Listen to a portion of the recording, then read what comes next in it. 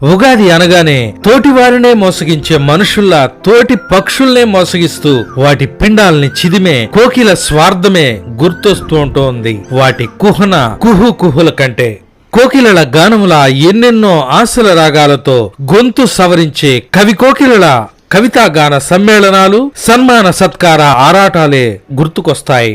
మామిడికాయలు దొంగిలించాడని కొన్నేళ్ల క్రితం కిరాతకంగా చంపబడ్డ గొల్లమామిడాడ దళిత సోదరుడు బిక్కి శ్రీనివాసు చావే గుర్తుకొస్తోంది.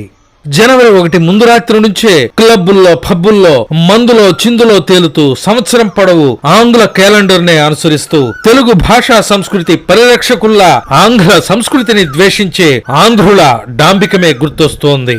ఆగనది కాల పరిభ్రమణం, పునరావృత భ్రమణం ఉగాది.